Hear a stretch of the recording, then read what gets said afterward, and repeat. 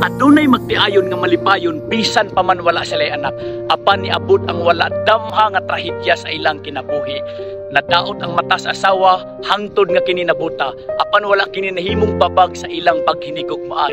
Gipangga gihapon sa banang iyang asawa, ginagiyahan, ginaalalayan paingon dito sa kwarto, sa sala, sa tanang parti sa balay. Sa kadlaw ni anak niingon ang asawa siyang banahan, ayaw na ko giyahi. Salamat kaayo, memorize na ako ang balay, so imo nang mabuhat ang gusto nimong buhaton. Tuod man nahimong nagmalampuson ng asawa, apan niabot ang adlaw nga siya gilaay ug nihangyo siya sa iyang bana nga tabangan makapangapply og trabaho.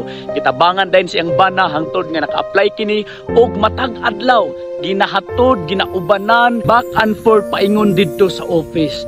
Og niabot na pud ang adlaw niingon ang asawa sa iyang banahan, salamat kayo sa imong paggiya. Karon kabalo nako moadto sa office nga ako lang. Pwede na ko nimong biyaan og mahimo na nimo ang gusto nimong buhaton. Og sa matag adlaw nga pag-duty sa mga asawa, nasuki na nila ang konduktor sa bus. Sa kadlaw niingon ang konduktor sa bus, abi nimo ma'am, swerte kayo ka. Natingala nga asawa ha, nabuta naman gani ko. Og niingon ang konduktor, bisan ingon ana ang imong sitwasyon, ginasundan o ginabantayan gyud ka sa imong bana. O didto na realize asawa nga wala gyud siya pasagdi sa iyang bana. Sa imong kinabuhi inuusahay mafeel nimo sa kadaghanang problema makaingon ka nga wala na Ginoo. But actually, you are not alone. You are just blind.